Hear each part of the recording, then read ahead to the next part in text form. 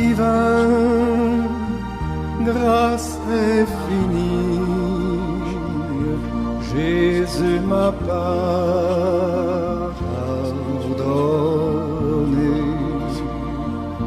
Et gloire, amour, bonheur et vie, Jésus m'a tout donné. Jésus m'a tout donné.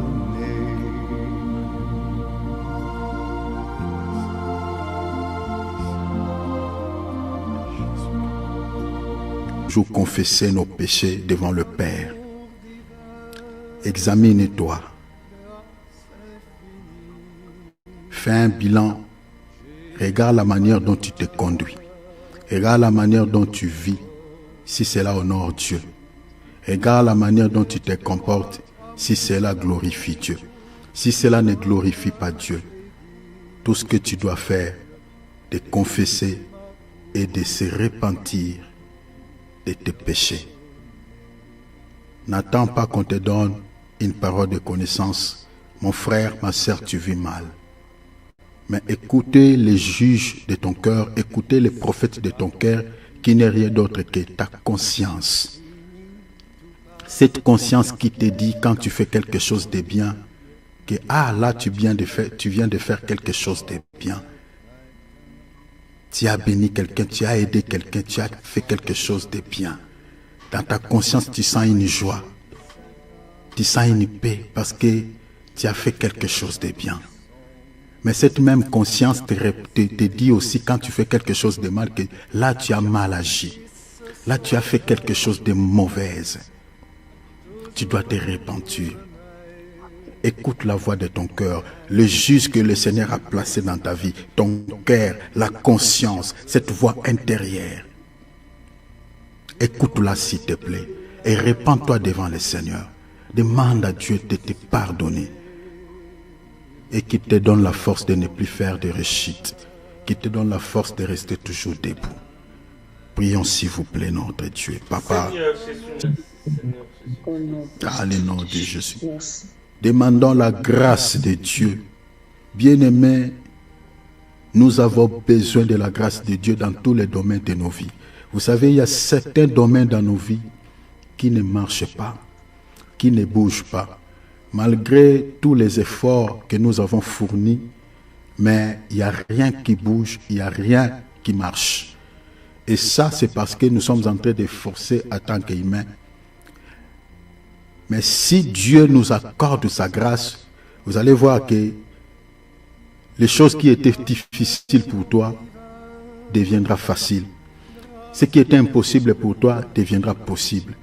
Ce qui était négatif peut devenir positif parce que la grâce de Dieu t'a localisé. Alors demande la grâce de Dieu te localise. En ce mois de mai, au mois de juin, au mois de juillet, mois d'août, septembre, jusqu'à la fin de cette année, que tu ne vives que sous la grâce de Dieu. Que la grâce de Dieu t'accompagne dans tous les domaines. Que la grâce de Dieu t'accompagne même sur le plan spirituel. Peut-être prier 1 heure, c'est tout un corvée. C'est vraiment difficile pour toi. Le jeûne, tu n'arrives même pas à le faire. Jeûner, c'est tellement difficile. Et tu ne peux rien parce que Jésus a dit, sans moi, vous ne pouvez rien faire. C'est-à-dire pour prier, pour lire la Bible, pour comprendre la parole, pour faire quelque chose, pour que tu réussisses au fait dans la vie, pour que tu sois béni, pour que les démons de contrôle puissent libérer ta vie, pour que les alliances sataniques puissent quitter sa vie, soient brisées, les liens familiaux soient brisés. Tu as besoin d'abord de la grâce de Dieu. Si la grâce de Dieu te localise, même une prière de 5 minutes, tu peux recevoir la délivrance de la part de Dieu. Parce que le Seigneur te délivre et non parce que tu as prié, parce que tu as trouvé grâce à ses yeux. Alléluia. Alors demande à Dieu, Seigneur, que je trouve grâce à tes yeux. En ce mois de mai, au mois de juin, au mois de juillet, Seigneur, je veux trouver grâce à tes yeux. Seigneur, regarde, tel domaine ne marche pas. Allez, prions, alléluia, alléluia. Prière d'autorité. Nous allons renverser tous les desseins de l'ennemi. Le Seigneur l'a fait mention dans la prière de notre Père. Délivre-nous du malin. Bien-aimés, pendant que les gens, des fois, se laissent dans la distraction, l'ennemi ne dort pas. Comme nous sommes là, les esprits, on ne les voit pas avec les yeux physiques, mais ils travaillent. Ils travaillent de manière sournoise. La raison pour laquelle on appelle Satan le prince des ténèbres, c'est pour cette raison. Parce qu'il agit de manière invisible, dans l'invisible. Vous ne pouvez pas, parce que dans les ténèbres, bien aimé, vous ne pouvez pas observer quelque chose. Vous ne pouvez pas voir quelque chose. C'est pour cela qu'on l'appelle le prince des ténèbres. C'est-à-dire, c'est dans les mystères, c'est dans l'invisible qu'il agit. Et retenez que nous avons deux types de Satan dans la Bible. Nous avons Satan en tant qu'ange déchu, qui est esprit, qui agit également pour nuire à la vie des êtres humains. Et nous avons Satan qui est encore plus dangereux que celui qu'on a précipité sur la terre, qui ne sont rien d'autre que les occultistes, les sorciers, les magiciens, qui vivent avec nous, qui mangent avec nous, qui sont amis avec nous. Certains sont mariés avec nous. Certains travaillent ensemble avec nous. Parce qu'il faut comprendre qu'un sorcier, c'est aussi un Satan. Un magicien, c'est aussi Satan. Un occultiste, c'est aussi Satan. Parce qu'il travaille pour le compte du monde des ténèbres. Et c'est Satan-là qui est dans la chair comme ça. Il est très dangereux que Satan de l'esprit. Parce que lui, il te voit, il te touche. Parce que le diable, en tant qu'esprit, ne peut pas toucher quelque chose. Ne peut pas prendre le poison et mettre dans la nourriture. Non, lui ne pourra pas. Parce qu'il est esprit. Pour travailler, il faut qu'il possède un corps. Mais Satan qui est très dangereux, c'est lui qui peut récupérer un poison et mettre dans une nourriture. C'est Satan-là qui est très dangereux. Voilà pourquoi Jésus a dit, je vous envoie comme des loups, plutôt des brebis au milieu des loups. Soyez prudents. Jésus nous demande la prudence à cause de ces Satan-là, à la chair, des loups qui nous environnent. Mais le diable en tant qu'esprit, Jésus dit quoi? Résistez-lui avec une foi ferme. Vous voyez? Là, Jésus nous demande, même si c'est présent, résistez-lui. Mais Satan, en tant que sorcier, en tant que loup, Jésus dit, soyez prudents. Parce qu'il est très dangereux que le diable en tant qu'esprit. Qui tue les gens pendant des guerres? C'est Satan quant à la chair. Les gens qui sont possédés, au fait des sorciers, des occultistes. Certains sont dans des hôpitaux avec des robes blanches. Certains sont dans des partis politiques. Ils sont en train de compliquer certaines situations comme en RDC. Il y en a plein, vous voyez ces gens-là comme ça, qui ne veulent pas le bonheur du peuple, qui ne veulent pas voter des lois au profit du peuple. C'est Satan-là qui est très dangereux. Dans nos familles, nous avons ce Satan-là. Cet oncle-là qui est dans la sorcellerie. Cette tante-là qui est dans la sorcellerie. Il te sourit, il te salit, il te dit, mon fils, et comment tu vas, mais dans le cœur, il y a un plan qui est préparé. C'est Satan-là, il est très dangereux. Donc quand tu pries, il faut voir ces deux types de Satan. Satan en tant qu'esprit, mais Satan qui est plus dangereux que Satan en tant qu'esprit qui vit avec toi, qui sont dans nos familles, qui peuvent nous toucher, qui peuvent nous faire du mal même quant à la chair. Alors tu vas prier Dieu. Ces gens-là travaillent nuit et jour. Ils travaillent tous les jours pour les comptes de Satan. Ils préfèrent des fois même être pauvres quant à la chair. Ils peuvent tout sacrifier pour accomplir seulement Jean 10:10. Oh, cher enfant de Dieu, sois un homme de prière. Sois un homme de prière, s'il te plaît. Ne dors pas comme un païen. Sois un homme de prière. Renversez leurs plans. renverser s'il te plaît leurs projets. Ils injectent des maladies. Vous savez, il agit comment? Il agit quand quelqu'un est tombé dans un profond sommeil sur le plan spirituel. Vous voyez? C'est-à-dire quand il est distrait. Quand tu penses que tout va bien. Quand tu penses que bon, il n'y a rien de mal qui peut m'arriver. C'est à ce moment-là, lui, il travaille. Il peut éjecter quelque... Et puis il part. Regarde, il a semé livré. Qui l'avait vu pendant qu'il s'aimait? Personne. Qui l'avait vu pendant qu'il s'aimait? Personne. Donc les gens étaient distraits, les gens étaient en train de dormir.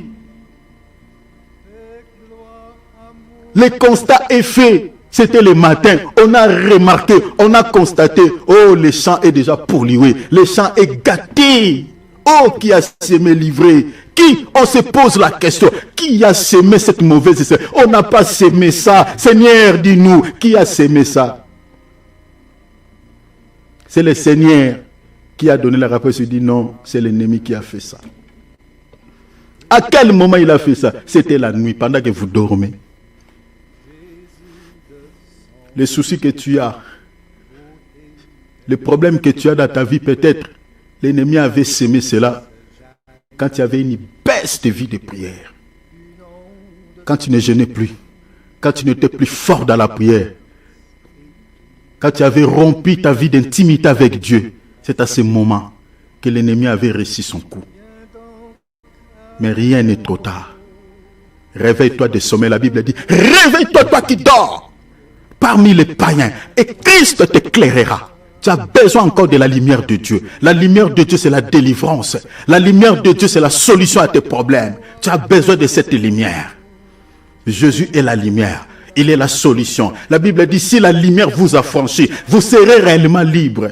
Réveille-toi d'entre les morts et Christ t'éclairera. Tu as besoin de la lumière. Les ténèbres ont envahi ta vie. Les ténèbres ont envahi ton mariage. Les ténèbres ont envahi tes activités. Les ténèbres ont envahi tes projets. Tu ne sais plus quoi faire. Mais tu as besoin de la lumière pour chasser ces ténèbres. Réveille-toi des sommeils spirituels. Si tu veux vivre la lumière de Dieu dans ta vie, le Seigneur te dit, réveille-toi, toi qui dors. Réveille-toi parmi les morts. Réveille-toi.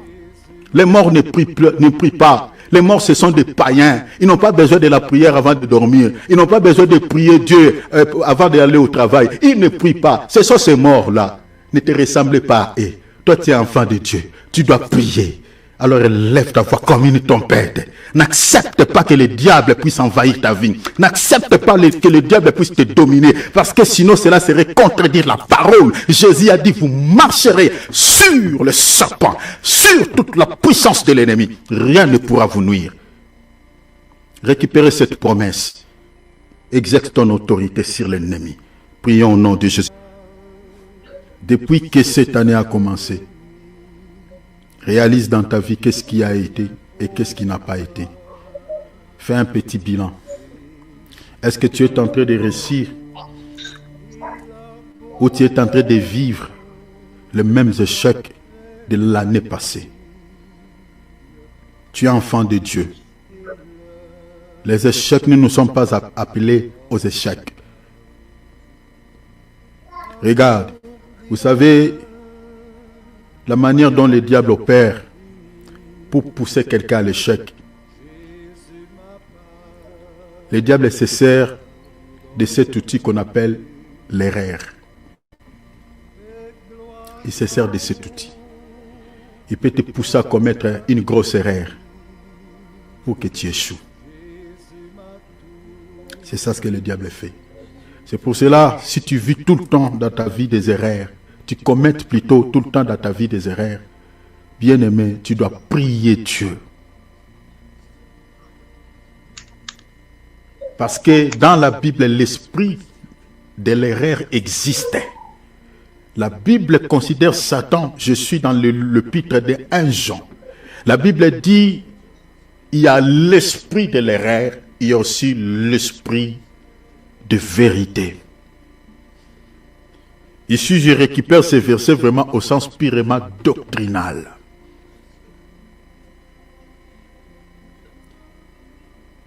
Certaines erreurs que nous commettons dans la vie, ce n'est pas parce que tu avais mal réfléchi. Ce n'est pas parce que tu avais mal fait des calculs, mais c'est parce qu'il y a un esprit peut-être de l'erreur qui t'accompagne dans la vie. Ce sont des esprits qu'on appelle des esprits de contrôle. Il peut t'embrayer un tout petit peu. Il te pousse tout le temps dans les erreurs pour que tu ne réussisses pas. Tu dois prier Dieu.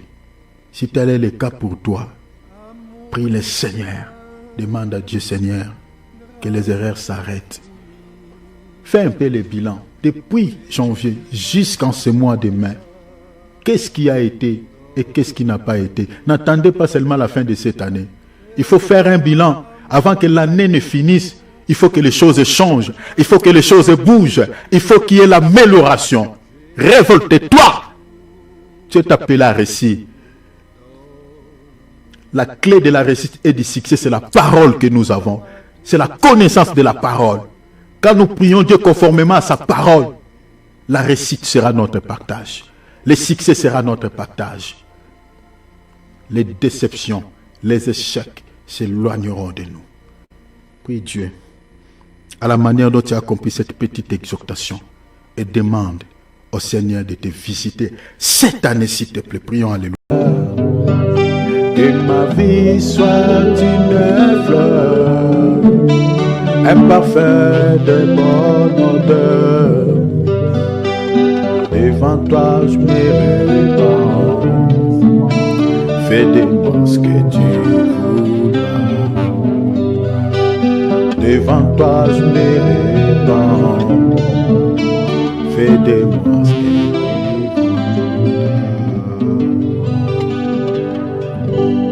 Acclamons la parole, acclamons les messages. Gloire à Dieu. Voilà. Faisons comme d'hab, préparons nos Bibles, préparons nos calepins. Que le nom du Seigneur Jésus-Christ soit richement béni. Et chaque ministre apporte sa pierre. Gloire à Dieu. Alors, nous sommes en train de partager sur les salis en tant que don gratuit de Dieu. Et l'enlèvement exige, mais l'enlèvement plutôt exige un prix.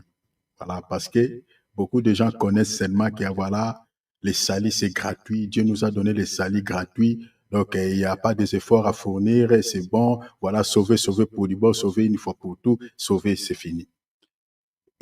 Au fait, ce n'est pas ça, en fait. Ce n'est pas ça. Ce n'est pas ça. C'est pour cela que nous sommes en train de révéler ces choses à la lumière des Écritures. Nous sommes en train de dire que le salut est un don gratuit que Dieu nous a donné. On ne paye rien pour avoir les salis. Mais l'enlèvement exige un prix. Pourquoi nous sommes en train de dire que l'enlèvement exige un prix? Parce que quand on reçoit la parole, dès l'instant où on quitte le monde, on donne sa vie à Jésus, via la parole, on écoute la parole et est touché dans les cœurs, on dit, bon, je prends une décision, je ne veux plus vivre selon le monde, je donne ma vie à Jésus que je veux suivre le Seigneur. On passe par les eaux de baptême. Là, on a la vie. On a reçu la parole parce que la vie passe par la connaissance, par la parole. Mais ça, ce n'est que les débits. Ce n'est que les débits. Le salut est un processus divin à 3 étapes menant à l'enlèvement. Et parmi ces 3 étapes fondamentales, pour être comptés parmi les enlevés, nous avons premièrement quitté l'Égypte. Quand on quitte l'Égypte, on fait le premier comptage. Premier comptage, il faut quitter l'Égypte. L'Égypte, ici, c'est l'image du monde. On quitte le monde, on donne sa vie à Jésus. Vous êtes comptés en tant que sauvés. Mais cela ne s'arrête pas là. Ce qui nous pousse à le dire, c'est la vie des enfants d'Israël, c'est-à-dire de l'Égypte au pays des Canaan. Parce que l'Égypte, c'est l'image du monde. Là, les enfants d'Israël ont mangé l'agneau. L'agneau, c'est la personne du Seigneur Jésus-Christ. C'est lui qui nous dit que l'agneau, c'est Jésus, c'est Jean-Baptiste, le prophète Jean-Baptiste. Il a présenté Jésus-Christ en tant qu'agneau. Il dit, voici l'agneau de Dieu qui ôte les péchés du monde. Vous comprenez? Or, la mort de l'agneau en Égypte, je suis dans Exode 12, c'est la mort du Seigneur Jésus-Christ à la croix de Golgotha.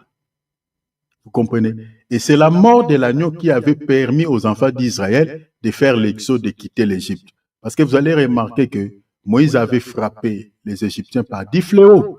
Mais Pharaon résistait, Pharaon ne voulait pas relâcher ses peuples. Les peuples étaient toujours dans la servitude. Or, les 10 fléaux que Moïse avait utilisés pour frapper les Égyptiens, les nombres 10 là, c'est l'image de la loi parce que les chiffres 10 parlent des 10 paroles de la Torah que Dieu avait données à Moïse. En fait, le nombre 10 explique tout simplement la dispensation de la loi. Or, dans la loi, on ne pouvait jamais être sauvé. On était toujours captif dans nos péchés. Vous comprenez? Donc, personne n'était sauvé. La loi était incapable, la Bible dit, était imparfait, était incapable de pouvoir nous accorder la vie.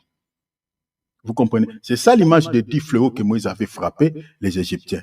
Mais vous allez remarquer dans Exode 12, lorsque l'agneau est immolé, Dieu a frappé tous les premiers-nés des Égyptiens, commençant par l'homme jusqu'à l'animal, et Pharaon a eu peur, il dit, sortez de mon pays. Il a chassé les enfants d'Israël la nuit. Il dit, quittez mon pays, sortez, allez servir votre Dieu. Donc vous voyez, c'est la mort de l'agneau qui avait permis aux enfants d'Israël de faire l'exode, de quitter l'Égypte. Or, cette image, ce qui s'était passé là-bas, en fait, c'était l'ombre des choses à venir. C'est ça ce que Jésus avait fait, c'est-à-dire, c'est la mort de Jésus-Christ à la croix de Golgotha qui a permis que nous puissions être libérés d'abord, de la loi, et puis d'être libérés de la servitude, c'est-à-dire du péché, du péché adamique et du péché au pluriel. Parce que nous avons des types de péchés, le péché au singulier, le péché adamique. Le péché au pluriel, c'est ça ce qui est dit dans Galates chapitre 5, verset 19. L'impudicité, la sorcellerie, tout ça, tout ce que vous connaissez comme péché, c'est ça le péché au pluriel. Mais les péchés adamiques, nous naissons avec ces péchés par les sangs. Donc ce n'est pas le fait des péchés, mais le fait que tu portes le corps d'Adam, parce que le corps que nous avons, c'est le corps d'Adam. Le fait que nous avons ce corps, nous avons ces péchés-là par les sangs. Alors Jésus nous a rachetés de ces 2 types de péchés. On était dans la servitude dans les mondes. Qui dominait sur nous? C'était Pharaon, que j'explique, les diables. Mais dès l'instant où Jésus est mort à la croix, nous sommes libérés de la servitude entre les mains de Satan. C'est ça ce qui est dit dans Colossiens chapitre, je crois, 1er ou 2, verset 12. Il nous a transportés des ténèbres à la lumière. Des ténèbres où, c'est-à-dire du monde, parce que les ténèbres, c'est dans le monde. Vous voyez? Parce que la lumière ne se trouve qu'à l'église. Parce que c'est là où Jésus, parce que la lumière, c'est Jésus. Or, Jésus est dans l'église. Jésus n'est pas dans le monde. Vous voyez? Nous a transportés des ténèbres, c'est-à-dire du monde à la lumière. Alors, quand on mange l'agneau, c'est-à-dire l'agneau que nous mangeons aujourd'hui, c'est la parole, nous avons la vie. Et c'est ça la première étape, quitter l'Égypte. Nous sommes comptés. Parce que quand l'Israël a fait l'exode, on avait compté. Lisez Exode 12, vous allez voir, on avait compté. Et on avait compté que des hommes. On n'avait pas compté des femmes et des enfants. Ça, c'est à souligner. N'oubliez jamais ça. Quand on avait fait le premier comptage, on avait compté que des hommes. On n'avait pas compté des femmes et des enfants. Vous allez se poser la question, pourquoi on n'avait pas compté des femmes et des enfants? Nous avions dit par rapport à cela que la femme dans le comptage et les enfants, Dieu ne les calcule pas. Dieu ne compte pas des femmes, Dieu ne compte pas des hommes et des enfants. Il ne compte que des hommes. Mais ce qui s'était passé là-bas, c'était prophétique. Vous voyez, c'était prophétique, c'était l'ombre des choses à venir. C'est-à-dire, la femme, elle, un enfant sur le plan spirituel, c'est celui qui est charnel, c'est celui qui est peut-être, qui est plutôt dans le Seigneur, mais qui vit aussi confortablement selon les trains de ce monde. C'est celui-là qui est une femme, c'est celui-là qui est un enfant. Parce que quand on parle de la femme dans la Bible, on parle de la faiblesse. La Bible dit dans le chapitre de 1 Pierre chapitre 3 verset 7, la femme est un sexe faible. Or, Jésus dit, l'esprit est bien disposé, mais la chair est faible. C'est-à-dire, la femme égale la chair. Donc, quand on parle de la faiblesse ou de faiblesse charnelle, c'est-à-dire, c'est ça la femme. Or, qui est un enfant? Un enfant, c'est celui qui est au lait, c'est celui qui est charnel, selon 1 Corinthiens chapitre 3, verset 1er jusqu'au verset 3. C'est celui qui est dans le péché en gros. Celui qui vit selon les mondes. Mais, il est des fois aussi à l'église, il écoute aussi la parole, mais bon, il vit sa vie confortablement dans le monde. Ça, c'est un chrétien charnel, c'est un enfant. Il a besoin de lait, c'est-à-dire c'est l'évangile de la repentance, l'évangile l'évangile de la repentance, en gros, ou de la sanctification, si vous voulez. Alors, on ne compte que des hommes. Alors, celui qui est homme, c'est celui qui est spirituel. C'est celui qui a la capacité de fuir le mal. C'est celui qui marche dans la crainte de notre Seigneur. C'est celui qui, lorsqu'il commet, au fait, il ne vit pas selon les péchés, mais il peut commettre les péchés par erreur.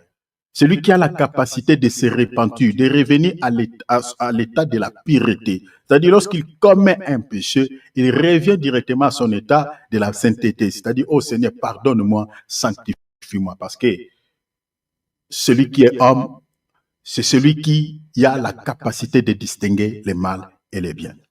Alors, on ne compte que des hommes. Alors, quand l'Israël a fait l'exode, on a compté des hommes. Mais la deuxième étape, c'est traverser le désert. Traverser le désert, là, on fera encore le deuxième comptage. Vous voyez, tout ça, c'est le processus divin d'Issali. Vous voyez, tout ça, c'est les salis. Vous êtes sauvés, vous avez reçu la parole. Mais cela ne suffit pas. Dans les déserts, on va encore faire le deuxième comptage. On va encore vous compter. Et qu'est-ce qui se passe dans les déserts? Dans les déserts, c'est là où Dieu nous purifie. C'est là où Dieu nous éprouve. C'est là où, nous allons être capables, au fait, de transporter ou de se revêtir des armes ou de porter les armes.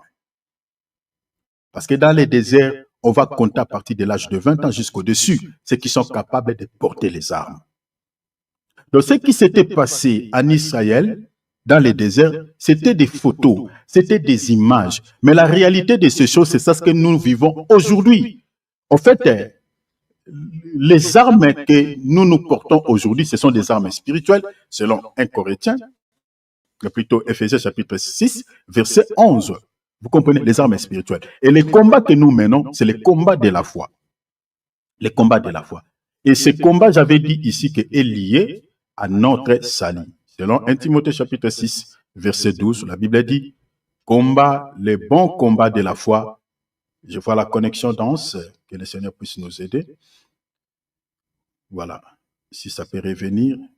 Voilà. Combat, les bons combats, bon, ça danse, je continue.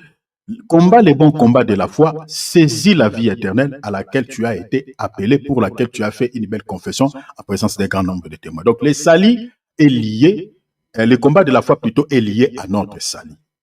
Donc, vous comprenez que dans les déserts, Dieu a ordonné à Moïse de compter à partir de l'âge de 20 ans jusqu'au-dessus, c'est-à-dire ceux qui sont matures, ceux qui sont âgés. On n'a pas compté les enfants, on n'a pas compté les femmes, on avait compté que, exceptionnellement, des hommes. Et à partir de l'âge de 20 ans. Vous voyez, c'est-à-dire les matures, les adultes. Or, la maturité sur le plan spirituel, c'est de pouvoir avoir la capacité d'abandonner le mal. C'est celui-là qui est mature, c'est celui-là qui est un homme fait. Je suis dans l'Épître aux Hébreux, chapitre 5, lisez à partir du verset 11. Vous descendez jusqu'au verset 15. C'est-à-dire, celui qui est homme, c'est celui qui est spirituel. Celui qui a l'âge sur le plan spirituel, c'est celui qui a la capacité de discerner les biens et les mal. Alors, dans le désert, j'avais expliqué beaucoup de choses par rapport à cela. Dans le désert, le Seigneur nous apprend beaucoup de choses.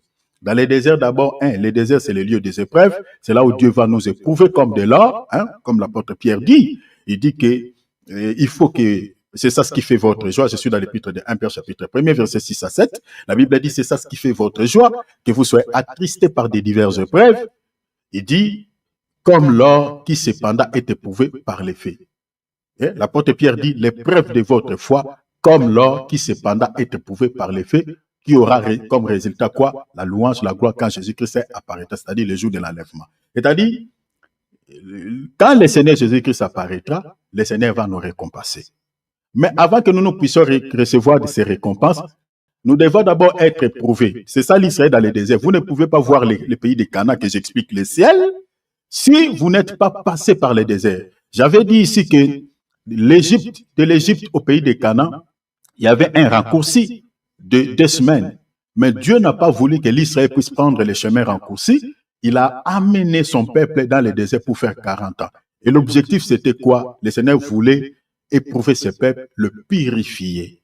dans les déserts avant d'atteindre les Canaan. Vous ne pouvez pas entrer au pays des Canaan comme ça. Et cette image-là, c'est ça ce que nous vivons aujourd'hui. Nous avons reçu Jésus-Christ dans nos vies comme Seigneur et Sauveur et nous ne sommes pas enlevés. Nous sommes toujours dans le monde. Et là, le Seigneur est en train de nous éprouver. Le Seigneur est en train de nous passer au fait d'une manière d'une autre. Vous comprenez? Nous sommes en train de vivre certaines réalités. Si vous n'êtes pas préparé par rapport aux épreuves, vous allez attribuer tout aux démons, tout aux sorciers. Et si Dieu n'est pas avec vous, vous allez rentrer à Moab, que j'explique les mondes comme Orpa. C'est-à-dire vous allez retourner dans les mondes. Parce que vous allez dire, mais quand j'étais dans les mondes, je vivais bien, je ne manquais pas de quoi pour acheter du pain, je ne manquais pas les sous pour acheter même mon slip. Mais depuis que j'ai reçu Jésus dans ma vie, je manque de quoi à manger, je galère, je n'ai pas le travail, je n'ai pas, même un petit sou pour acheter même un bonbon. Donc, si tel est le cas, donc avec ces Jésus, si c'est de cette vie que, il faut suivre ces Jésus. En tout cas, je suis désolé, je dois rentrer dans le monde. Il y a des gens qui sont retournés dans le monde. Pourquoi? Parce qu'ils n'ont pas compris que la vie chrétienne, c'est une vie des épreuves. Et beaucoup des hommes de Dieu refusent de prêcher aux enfants de Dieu cette vérité. Pourquoi? Parce que, ils pensent qu'ils communiquent la peur aux enfants de Dieu, alors que les épreuves, c'est un passage obligé. C'est là où nous payons le prix, le coût de l'enlèvement. Parce que vous ne pouvez pas voir le pays des Canaan si vous n'avez... Parce que les seuls chemins qui séparent l'Égypte et le pays des Canaan, c'est les déserts. C'est les déserts. C'est-à-dire, les seuls chemins qui séparent le monde et le ciel, c'est le code de la foi. Le socle de la vie chrétienne, c'est la foi. C'est la foi.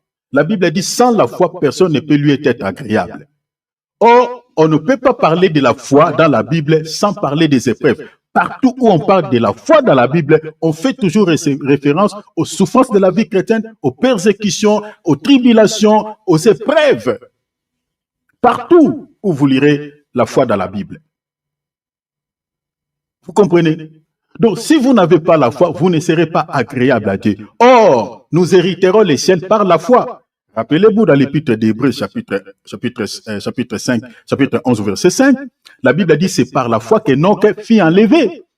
Donc, si vous n'avez pas la foi, vous ne serez pas enlevé. Mais attendez, votre foi doit vivre les déserts, doit raconter les épreuves. Parce que vous ne pouvez pas hériter les ciels comme ça si votre foi ne passe pas par les faits comme l'or. Est-ce que vous voyez cela? Donc, c'est ça la vie chrétienne. Mais beaucoup des hommes de Dieu cachent cette vérité aux enfants de Dieu. Et les enfants de Dieu qui ne sont pas préparés, qui vivent les épreuves de leur vie, ils attribuent tout aux démons. Ils se posent énormément beaucoup de questions. Ils disent, mais Seigneur, qu'est-ce qui m'arrive? Parce que dans les déserts, vous pouvez remettre votre vie chrétienne en question. Vous allez se poser beaucoup de questions et vous n'aurez pas la réponse. Hein? Et vous n'aurez pas la réponse. Parce que le Seigneur ne vous dira rien. Rappelez-vous de notre bien-aimé Job. Tout ce qui s'est passé dans sa vie, Dieu ne lui avait pas révélé que c'était le diable qui était à la base. Parce que je vous avais dit ici, quand Dieu nous éprouve, quand Dieu nous fait passer nous passe dans les épreuves, Dieu utilise l'ennemi. Il n'utilise pas les anges saints. Dieu n'enverra pas Gabriel pour t'éprouver. Non, non, non. Les anges saints sont là pour nous bénir, pour nous faire du bien, pour nous défendre. Mais quand Dieu veut nous faire passer dans les épreuves, il utilise souvent les diables et les démons. Les diables, ici, je parle du diable en tant qu'esprit, les démons, tout ça, mais je parle aussi du diable en tant qu'être humain, c'est-à-dire tous ceux qui sont dans la sorcellerie, tous ceux qui sont dans l'occultisme, c'est ça aussi les diables. Parce qu'ils accomplissent les mêmes missions qui est dit dans l'évangile de Jean, chapitre 10, verset 10. Détruire, égorger, tout ça. Et comme je vous ai dit tout à l'heure, il y a là pendant la prière, que le diable qui est plus dangereux, c'est celui qui porte le corps. Ce n'est pas celui qui est esprit. Parce que dans Jacques chapitre 4, la Bible dit résistez au diable. Mais attendez, dans Matthieu chapitre 10, verset 16, Jésus dit quoi? Soyez prudents face aux loups. Je vous envoie comme des brebis au milieu des loups. Et qui sont-ils les loups? Les loups, ce sont les sorciers. Parce que les loups, c'est un animal qui mange la brebis. Or, qui mange les gens dans nos familles? Ce sont les sorciers. Ce sont les occultistes. Donc, face aux sorciers, face aux occultistes, aux magiciens, Jésus dit, soyez prudents.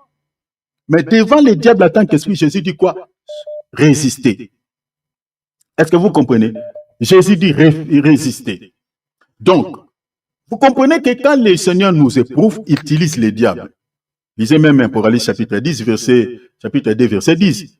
Il dit à l'église de Smyrne, Satan jettera quelques-uns de vous en prison pour que vous soyez éprouvés. Est-ce que vous voyez cela? Mais restez fidèles jusqu'à la mort. Donc, qui enverra Satan pour éprouver cette église? C'est Dieu lui-même, comme il l'avait envoyé dans la vie de Job. Donc, c'est pour cela ici, c'est pour ça que j'avais dit que les épreuves et les attaques de l'ennemi ont la même couleur. Mais sauf que la différence se situe au niveau de votre vie d'intimité avec le Seigneur. Si tu as une vie d'intimité avec le Seigneur et que tu commences à vivre des réalités un peu louches, prie seulement le Seigneur te dira. Il va te révéler, il va te dire, ne crains rien, je te ferai sortir de cette situation. Si vous entendez seulement une parole comme ça, c'est que c'est Dieu qui est derrière ce que tu es en train de traverser, donc le Seigneur te prouve. Mais si vous ne marchez pas bien dans votre vie, vous avez une vie de double vitesse, hein, vous vous accrochez des deux côtés, vous êtes l'arbre de la connaissance du bien et du mal, c'est-à-dire dans un même arbre, on retrouve deux natures, le mal et le bien. Eh bien, quand vous êtes en train de vivre, par exemple, certaines réalités un peu louches, donc comprenez directement que vous avez ouvert des portes aux démons. Le diable a saisi cette occasion, il a eu des portes d'entrée dans votre vie, il est en train de vous terroriser. C'est ça, en fait, la seule différence que vous pouvez faire entre les attaques et les épreuves. Je marche dans une vie de la crainte de notre Seigneur. Je commence à vivre certaines réalités bizarres dans ma vie. Je commence à vivre certaines souffrances qui n'étaient pas avant. Et là, ça, ce sont des épreuves. Parce que je n'ai pas péché pour que je vive ça. Mais si tu ouvres des portes aux démons, la Bible a dit ne donnez pas l'accès à Satan. Tu ouvres une porte. Tu vis dans une vie de péché. Le diable peut te toucher, peut t'imposer une souffrance. Ça, c'est l'attaque de l'ennemi. Donc, c'est la seule différence que vous pouvez faire entre les épreuves et les attaques de l'ennemi. Alors, avec le désert, on avait expliqué beaucoup de choses. Le Seigneur nous donne aussi les enseignements. Il nous enseigne dans les déserts. Vous allez remarquer peut-être pendant un temps, les gens vous abandonnent. Si tu n'es pas enseigné, tu vas avoir la haine contre ces gens. Tu te diras, mais quand tout allait bien dans ma vie, les gens me rendaient visite. Je recevais des appels, mais regarde, mon téléphone est là, la charge est toujours pleine. Donc, la charge ne descend pas. Les gens ne m'appellent plus. Il n'y a pas même un message, il n'y a pas même un bonjour. Donc, les gens m'ont abandonné depuis que je suis tombé malade. Les gens m'ont abandonné depuis que je n'ai plus rien. Vous voyez? Ce n'est pas les gens qui t'ont abandonné parce que tu n'as plus rien. C'est Dieu qui les a chassés. Parce que je vous avais dit ici dans Osée chapitre 2, je crois verset combien? C'était verset 16, Osée 2, 16. Le Seigneur dit qu'il va conduire sa femme dans les déserts pour parler à son cœur. C'est-à-dire là où il n'y a personne. C'est-à-dire Dieu veut entrer en contact avec son épouse parce que l'épouse du Seigneur, c'est toi et moi, c'est l'Église. C'est-à-dire il va te conduire dans les déserts. C'est-à-dire au moment des épreuves, c'est ça les déserts. C'est-à-dire dans les épreuves, le Seigneur ne voudra pas qu'il y ait des gens. Vous voyez, qu'il y ait des gens qui t'entourent pour empêcher l'œuvre du Seigneur, le travail que le Seigneur veut faire dans votre vie. Donc le Seigneur va chasser tous ces mondes. Tu vas rester seul. Donc ta conscience va, en fait, le Seigneur va réinitialiser, en fait, ton cerveau. Parce que vous savez, quand tout va bien, des fois, on est je peux dire quoi? C'est-à-dire quand tout va bien, donc notre cerveau est saturé. On ne réfléchit pas trop bien. Parce que tout va bien. Vous voyez? Mais au moment de détresse, comme nous, on avait à l'école, quand j'étais en 6e des humanités, on nous avait appris dans la dissertation un sujet, le professeur nous avait donné un sujet de dissertation qui s'intitulait « L'homme se fond par la peine ». L'homme se fond par la peine. C'est-à-dire, c'est dans la peine, c'est dans la souffrance que le Seigneur va te former. Il sera comme un potier, comme dit dans Jérémie. Il va enlever quelques défauts que tu as.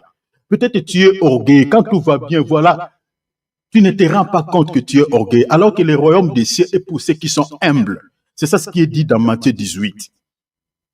Le Seigneur dit que ce sont les humbles, ceux qui sont devenus comme des petits enfants, qui hériteront les ciels. Maintenant, le Seigneur retrouve en toi un peu la sémence de l'orgueil. Bon, comme tu es sa fille, tu es son fils, il t'a appelé pour les saluer. Le Seigneur dit, mais qu'est-ce que je peux faire avec cet enfant? Il faut que je le conduise dans les déserts. C'est là où je vais parler à son cœur. Parler à son cœur. Pourquoi parler à son cœur? Parce que dans les cœurs, c'est là où loge le péché. Matthieu chapitre 15, non? Verset 18, descendez là-bas. Le Seigneur dit, ce n'est pas ce qui entre qui suit l'homme, mais ce qui sort du cœur. c'est-à-dire les impudicités, les mensonges, l'orgueil, tout ça. Vous voyez? Donc le Seigneur va parler à ton cœur. Or, la parole de Dieu, c'est-à-dire le parler de Dieu ici, c'est l'évangile. Vous comprenez? C'est ça, non? La voix du Seigneur dans le jardin d'Éden. La Bible dit, Adam a entendu la voix du Seigneur. Le Seigneur l'appelait et dit, Adam, où es-tu? Or, cette voix-là, la Bible dit que lorsque Adam a entendu la voix, Adam a eu peur. Il est allé se cacher derrière le figuier.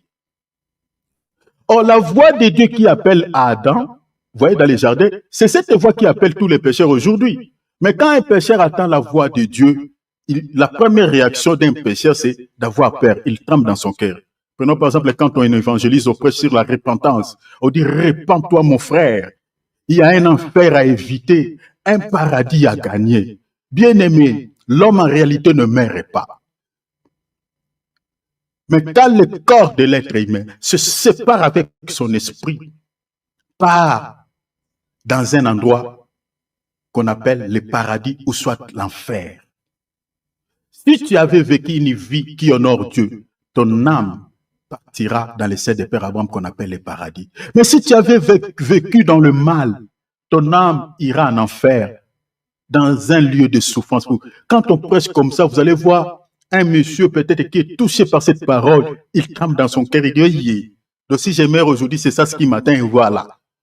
Il tape, c'est ça la voix qui appelle Adam. Adam, où es-tu? Adam, sens-tu la paix? Parce que la parole de Dieu ne peut faire peur qu'à celui qui vit mal. Vous savez, comme nous sommes en train de prêcher là, vous savez, certaines personnes n'aiment pas l'évangile quand on prêche sur l'enfer, quand on prêche sur les lacs du feu, quand on prêche sur le jugement dernier. Ça fait peur à certaines personnes. Mais pour ceux qui sont préparés, ceux qui marchent dans la crainte du nom du Seigneur, ça leur fait rien. Comme moi là, ça me fait rien. Mais une personne qui vit mal, quand on prêche sur les conséquences du péché, sur ce qui les attend dans les jours à venir, ça fait trembler. C'est ça la voix de Dieu. Dieu appelle Adam, où es-tu? Adam sentit la peur. Moi là, ça ne va pas. Il dit, ma femme, viens. Il tient sa femme, il dit, viens, on va se cacher. Nous sommes nus. Mais qui vous a dit que vous êtes nus? Or, la nudité, c'est l'image du péché. Est-ce que vous comprenez? Donc, dans le désert, la Bible dit, Dieu va appeler sa femme. Je suis dans Osée chapitre 2, verset 16. Il dit, je parlerai à son cœur. Pourquoi le cœur? La parole là, cette parole, le parler de Dieu, c'est l'évangile. L'évangile va localiser qu'est-ce qui est caché dans son cœur. C'est l'orgueil, voilà, c'est l'impudicité, c'est ça, voilà. Pour sanctifier le cœur de sa femme dans les déserts. Et je nous avais dit que dans les déserts, Dieu nous donne 3 types d'enseignements. Il nous parle sur l'humilité. Il nous enseigne sur sa souveraineté. Dieu nous parle, nous prêche, nous enseigne aussi également sur les limites de la compréhension humaine. Donc, l'humilité, être humble, parce que j'avais fait une petite nuance par rapport à l'humilité selon le monde et l'humilité selon Dieu, l'orgueil selon l'encyclopédie et l'orgueil selon la parole de Dieu. Vous avez expliqué ça, réécoutez seulement nos vidéos précédentes, vous allez comprendre ce qu'on avait dit par rapport à cela. Et Dieu nous enseigne également sur sa souveraineté. C'est-à-dire, il est souverain. Et on avait expliqué que dans sa souveraineté, Dieu agit selon 2 types de volontés. Selon la volonté parfaite, selon la volonté permissive. Dans sa volonté parfaite, Dieu nous fait énormément de bonnes choses. C'est-à-dire, quand Dieu nous donne un mariage, c'est dans sa volonté parfaite. Quand Dieu nous donne la santé, c'est dans sa volonté parfaite. Quand Dieu nous donne la vie, c'est dans sa volonté parfaite. Quand Dieu nous donne le travail, c'est dans sa volonté parfaite. Quand Dieu nous bénit financièrement, c'est dans sa volonté parfaite. Parce que dans sa volonté parfaite, Dieu veut que nous soyons heureux, que nous menions une vie de bonheur. Mais attention, Dieu n'a pas que la volonté parfaite. Dans sa souveraineté, Dieu a aussi ce qu'on appelle la volonté permissive. Dans sa volonté permissive, c'est ça ce qu'il avait permis dans la vie de notre bien-aimé Job. Tout ce qui était arrivé dans la vie de Job, c'était dans la volonté permissive. Ce n'est pas dans la volonté parfaite. Et quand Dieu permet, parce que regarde, dans Amos, il dit quoi? Dans Amos, je crois, chapitre 3, il dit, arrives-tu les malheurs dans une ville sans que le Seigneur assoie l'autel? La ville ici, ce n'est pas la ville de la France, ce n'est pas, Dijon, ce n'est pas Nédan. Cette ville, c'est tout un peuple, c'est l'église. Parce que Jésus dit aux disciples, vous êtes une ville située sur une montagne. Donc, c'est-à-dire tous les malheurs qui frappe la vie que j'explique l'Église, c'est-à-dire tous les malheurs qui arrivent dans la vie des chrétiens, qui est l'auteur? C'est Dieu. Est-ce que vous comprenez?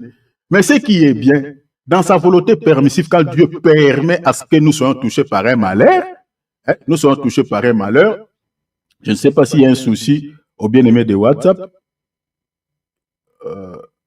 Voilà. Est-ce qu'il y a... Oh, voilà, tout va bien. Tout va bien.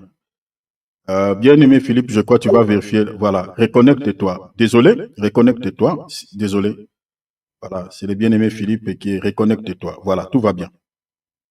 Reconnecte-toi. Voilà. C'est-à-dire, la ville qui est frappée par les malheurs, comme dit Amos, c'est l'Église. C'est-à-dire, c'est nous les chrétiens. Mais ce qui est bien, Dieu, dans sa volonté permissive, lorsqu'il permet un malheur dans nos vies, il prépare aussi un moyen de s'en sortir. C'est ça ce qu'il dit dans 1 Corinthiens chapitre 10, verset 13. Il dit, Dieu, voilà, mets ton micro en mode silencieux. Donc, la Bible dit, Dieu ne permettra pas que vous soyez éprouvés au-delà de votre force. Mais avec l'épreuve, il préparera aussi un moyen de s'en sortir. Vous voyez, ce verset est en relation avec ce qui est dit dans Psaume. Et c'est la Bible dit, les malheurs atteignent souvent les justes, mais l'Éternel l'en délivre toujours. Les malheurs ici, c'est ça les épreuves. Et c'est un passage obligé. Si tu es chrétien, que tu veux, si tu es appelé au salut, tu passeras. Tu passeras, que tu veuilles ou pas, tu passeras. Même quand tout va bien aujourd'hui dans ta vie, mettez-le dans votre esprit que le Seigneur, à un certain moment, il va t'éprouver d'une manière ou d'une autre. Peut-être il y a une situation quelconque que tu passes, tu traverses déjà dans ta vie. C'est ça ton épreuve. Et c'est ça. Donc, garde la foi. Quand tu vis une situation compliquée dans votre vie, où tu essaies une démarche, rien ne va, où voilà, tu pries, mais il n'y a pas les changements, tu intercèdes, il n'y a pas de changement. Bien aimé, ne te fatigue pas. Continuez à prier. Et quand on traverse les épreuves, on ne ménage pas Dieu dans la prière, on ne donne pas de délai à Dieu comme certains chrétiens qui font ça. Voilà, il dit Seigneur, bon, comme tu ne veux pas me délivrer, voilà, donc je te donne un délai. Un mois, Seigneur, je te donne un mois, Seigneur. Un mois, c'est beaucoup, hein. Je te donne un mois, Seigneur. Si dans un mois, Seigneur, tu ne me délivres pas, Père, je t'abandonne, je te hais, je retourne vers le diable dans le monde. Il y a certains chrétiens qui font ça. Et il y a bien des chrétiens qui sont retournés dans le monde, il y a d'autres même qui ont touché du fétiche, bien-aimé. Pourquoi? Parce qu'il n'a pas compris que ce qui s'est passé dans sa vie, c'était l'école de la foi. Le Seigneur était en train de purifier son âme, de purifier sa vie. Vous allez remarquer, même il y a certains chrétiens va l'air mort. Vous allez voir, il va souffrir trop dans une maladie. Il va souffrir trop. Vous allez se demander, mais Seigneur, pourquoi tu ne l'as pas pris directement, mais tu le laisses souffrir pendant un temps? Je connais pas mal de chrétiens qui sont morts comme ça. Le Seigneur va les laisser souffrir pendant un temps dans cette maladie. Mais il y a beaucoup qui ne comprennent pas. Non, pendant ce temps, le Seigneur est en train de purifier son âme. Parce qu'il n'y a rien de celui qui entrera au ciel. Dieu est saint. Vous comprenez? Dieu est en train... Moi, j'ai déjà fait un rêve de ce par rapport à ce que je vous dis, par rapport à la vie d'un chrétien. Il était malade, il était très souffrant. Mais le Seigneur m'avait montré dans une vision que pendant qu'on était en train de le plairer ici sur la terre, mais lui, il était dans un endroit de gloire. Mais le Messie, il n'était pas encore mort. Le Seigneur m'a montré déjà, voilà son deuil dans une vision. Et je ne savais même pas que le Messie était malade. Je l'ai su après. Donc, il était souffrant. Donc, en réalité, le Seigneur était en train de purifier son âme. Oh, Dieu purifie nos âmes, c'est par les épreuves, par des souffrances. L'épreuve peut être une maladie. Je vous avais donné le passage de Hébreux, l'épître aux Hébreux, ici, chapitre 11. On a vu ce qui s'était passé dans la vie de Nosaïe. Il y a plusieurs couleurs des épreuves, les moqueries, les rejets, la maladie, les prisons, il y en a plusieurs. On avait expliqué, dans sa souveraineté, Dieu agit selon ces deux types de volontés. La volonté parfaite et la volonté perfide. Dans sa volonté permissive, Dieu nous éprouve. On avait expliqué beaucoup de choses par rapport à ça. Et en troisième lieu, Dieu nous enseigne également les limites de la compréhension humaine. C'est-à-dire, Avec nos petits cerveaux, nous ne pouvons pas comprendre Dieu, cher enfant de Dieu. Nous ne pouvons pas connaître Dieu. Nous ne pouvons pas comprendre tout ce que Dieu fait.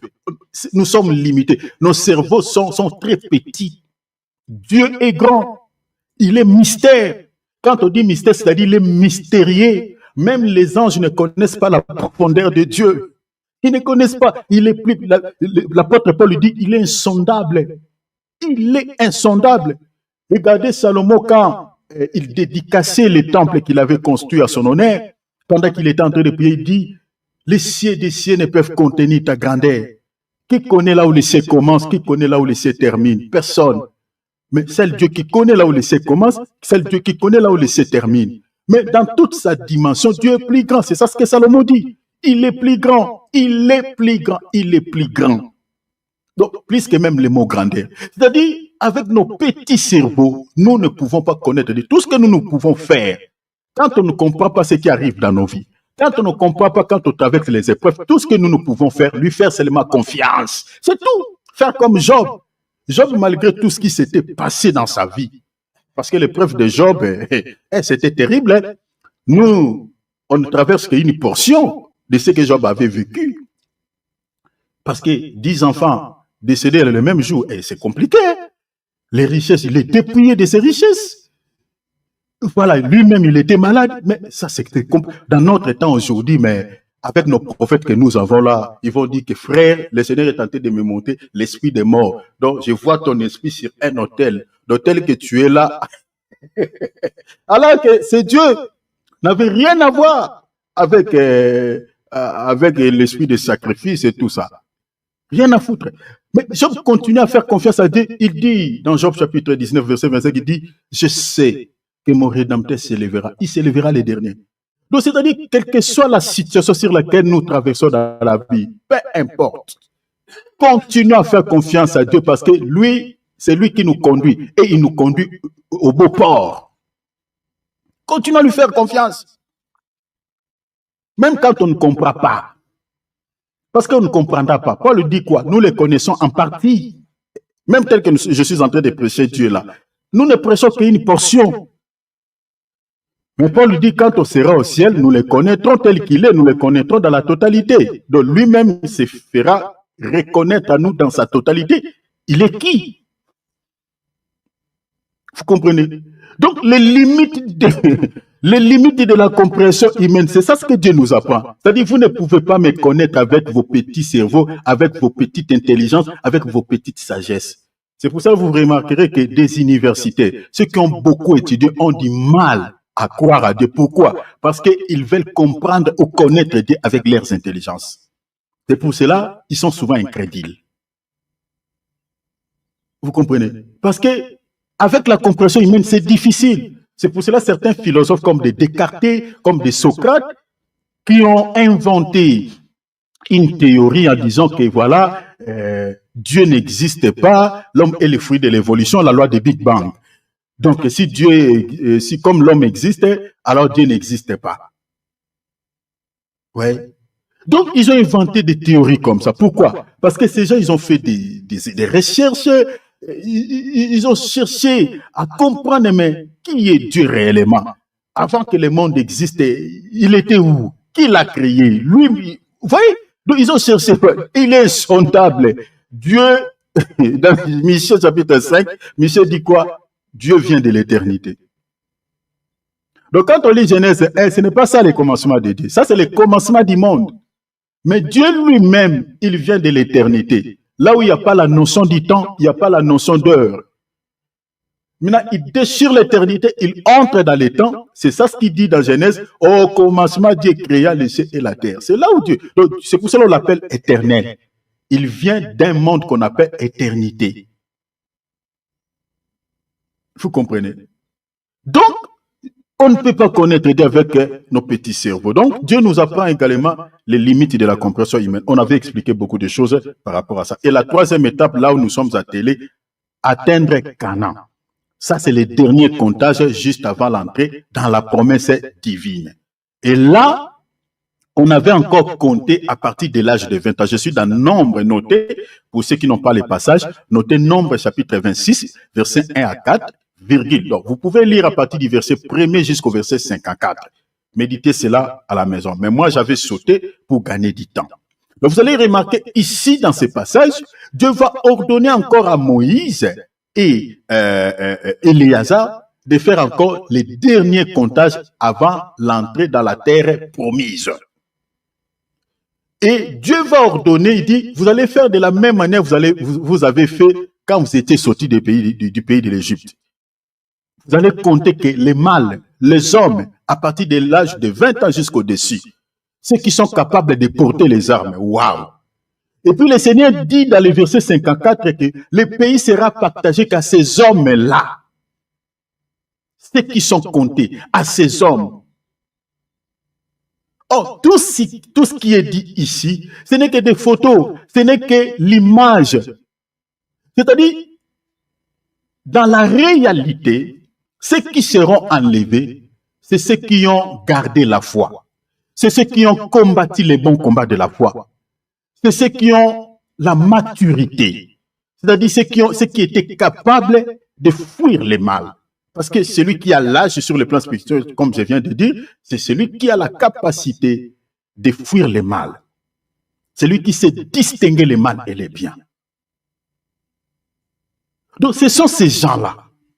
Donc ceux qui ont gardé la foi au moment des épreuves. C'est pour cela l'apôtre Paul dit, combat les bons combats. Il dit quoi plutôt? J'ai combattu, je suis dans 2 Timothée, chapitre 4, lisez à partir du verset 7, vous descendez jusqu'au verset 9. Il dit, j'ai combattu les bons combats de la foi.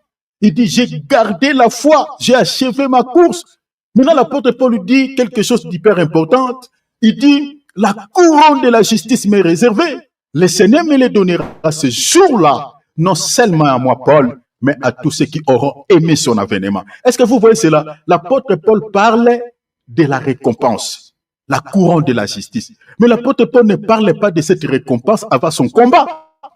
Il parle de cette récompense que le Seigneur lui donnera le jour de l'enlèvement. Il parle de cette récompense après avoir combattu. Donc vous remarquez qu'il n'y a pas la récompense parce qu'il faut comprendre que l'enlèvement aussi c'est une récompense. Attendez, on lira un verset ici, je vous montrerai cela. L'enlèvement c'est une récompense. Donc vous ne pouvez pas recevoir l'enlèvement comme une récompense si vous n'avez pas combattu les bons combats de la foi. Donc Paul parle de l'enlèvement, de la récompense après avoir combattu les bons combats de la foi. Vous comprenez? Donc après avoir traversé le désert, et vous connaissez l'histoire de l'apôtre Paul, Paul a enduré pas mal de souffrances, pas mal de persécutions. C'est pour ça qu'il parle de cela. Donc mon minute est épuisée. Donc le samedi, par la grâce de Dieu, je vous parlerai, je reviendrai, je ferai un récapitulatif parce que j'avais parlé, mais je reviendrai pour parler sur je parlerai par la grâce de Dieu sur les règles, parce qu'on ne combat pas aussi vaille en désordre. Donc, je parlerai sur les règles, parce qu'il faut combattre selon les règles. Parce que la Bible dit, un athlète n'est pas couronné s'il n'a combattu selon les règles. Et je parlerai de ces règles en tant que des principes divins que Dieu a mis à notre disposition, c'est-à-dire combattre selon les règles. Si vous ne combattez pas selon les règles, vous n'aurez pas la récompense. Et je vous expliquerai quelles sont ces règles selon la parole de Dieu. Je vous parlerai de cela les samedis. Donc ne manquez pas, les samedis nous allons parler des règles et je vous montrerai par rapport à la lumière des Écritures toutes ces règles. Sinon, Dieu vous bénisse abondamment. Ouvrons nos micros, nous allons prier. Alléluia. Nous allons prier. Gloire à Dieu. Alléluia. Alléluia. Alléluia. Que le nom du Seigneur Jésus-Christ soit richement béni. Alléluia. Nous allons prier. Prie à la manière dont tu as compris ces messages, à la manière dont Dieu t'a parlé. Tu sais à quel point le Seigneur t'a parlé. Ouvrons nos micros si nous sommes là. Nous allons prier le Seigneur. Demande à Dieu que le Seigneur t'aide. Bien-aimés, nous sommes appelés au salut. Nous sommes condamnés à être sauvés. Nous sommes condamnés à hériter les cieux. Nous sommes condamnés à vivre auprès du Seigneur. Le Seigneur dit dans Jean 14, je vais vous préparer des places. Dans la maison de mon Père, il y a plusieurs demeures. Je veux que là où je suis, vous y soyez aussi. Le Seigneur veut que nous puissions vivre ensemble avec lui. Alléluia. Ton papa veut que tu vives un jour auprès de lui. Mais pour que tu vives auprès de lui, le Seigneur te dit, ma fille, mon fils, sois fort. combat les bons combats. Saisis la vie éternelle à laquelle tu as été appelé. Vous savez, quand on dit de saisir quelque chose, si tu ne la saisis pas bien, tu peux perdre cette chose-là. Or, saisir la vie éternelle ici, c'est-à-dire rester fort dans la foi. La Bible dit la foi est une ferme assurance. La foi est une fermeté. Restez ferme, quels que soient les vents et marées, quelles que soient les tempêtes. N'insulte pas Dieu, ne murmure pas contre Dieu. Restez fidèle à Dieu. Parce que nous ne sommes pas épargnés aux épreuves. Quand on quitte l'Égypte, le Seigneur dira passez par le désert. Mais restons fidèles à Dieu parce que la Bible dit les souffrances du temps présent ne seront comparables au poids éternel. Ce qui nous attend dans les jours à venir, mes bien-aimés, c'est incomparable, incomparable, incomparable. Attendez, je vous parlerai de ce qui se passe et passera au ciel. Il y a des belles promesses, il y a des belles choses. Nous oublierons carrément toutes ces souffrances. Alors, prie le Seigneur, que le Seigneur puisse te donner une foi ferme, que le Seigneur puisse t'aider, que tu ne renies pas la foi, que tu n'abandonnes pas le Seigneur, advienne que pourra, peu importe le temps, les circonstances, restez scotché à Dieu, dit Seigneur, rien ne me séparera de ton amour, ni la mort, ni la vie, ni les épreuves, ni la tribulation, ni les choses présentes, ni les choses à venir. Alors prie le Seigneur, prions, alléluia, ouvrons nos micros, prions tous ensemble. Alléluia. Si tu n'as pas la vie de prière, j'avais dit ici que prier 1 heure, c'est biblique. Si tu pries moins d'1 heure, c'est que tu as une baisse de vie de prière. Jésus a dit aux apôtres, vous ne pouvez veiller avec moi 1 heure.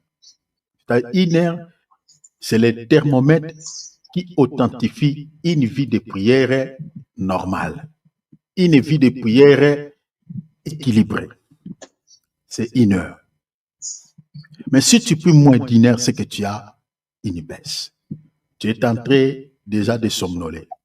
Si tu es un chrétien qui ne jeûne pas, il y a certains démons qui te résisteront.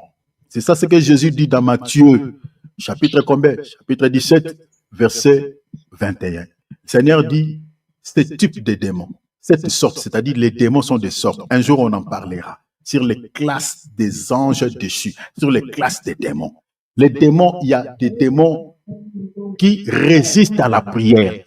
C'est-à-dire, si tu n'associes pas ta prière avec un jeûne, ce démon-là ne partira pas. C'est ça ce qui était arrivé dans la vie des apôtres. Ils ont essayé de chasser les démons de l'épilepsie qui détruisait la vie de cet enfant. Les apôtres n'ont pas pu. Ils ont essayé, ils disent, mais Seigneur, on n'a pas pu chasser, on n'arrive pas à chasser ces démons. Il dit, mais dis-nous, qu'est-ce que toi tu as fait? Il dit, non, ces types ne peuvent sortir que par des jeûnes et des prières. Les esprits qui sont entrés dans nos familles par les alliances, c'est-à-dire nous ayons conclu les alliances avec Satan, avec les diables. Ces esprits-là ne peuvent partir que si vous associez votre prière avec les jeûnes. Parce que ce sont des démons qui sont entrés dans nos familles de manière légale. Il y a une alliance, il y a un contrat qui a été signé.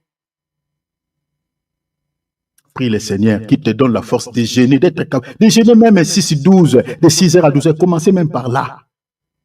Ça aura des effets sur le plan spirituel. Même 6-18, tu te prives de la nourriture pendant quelques temps. Ça t'aidera, ça va t'aider. Peut-être les domaines sur lesquels tu es en train de chercher Dieu, il n'y a rien qui marche, il n'y a rien qui bouge. Peut-être ce sont les esprits résistants qui te résistent par rapport à ces domaines. Mais quand tu associeras ta prière avec un jeûne, tu verras que les démons là partiront. Moi, votre frère, je ne me vante pas. Depuis lundi, je suis en jeûne jusqu'à maintenant. Je n'ai rien mangé. Je ne prends que de l'eau. Mais j'ai prêché la parole. Regardez avec l'énergie que je prêchais la parole. C'est comme si j'ai mangé. Tu ne mourras pas. C'est le diable qui te fait croire comme ça. Que voilà, toi, tu es quelqu'un d'estomac. Même si tu es quelqu'un d'estomac, bon, bois même du lait. Ou soit manger même le fruit. Quelque chose de léger. Jeûner même partiellement. Il faut que les choses changent dans ta vie. Demande l'aide de Dieu qui te donne la cape. Révolte-toi s'il te plaît. Il y a des esprits qui te résistent dans votre famille.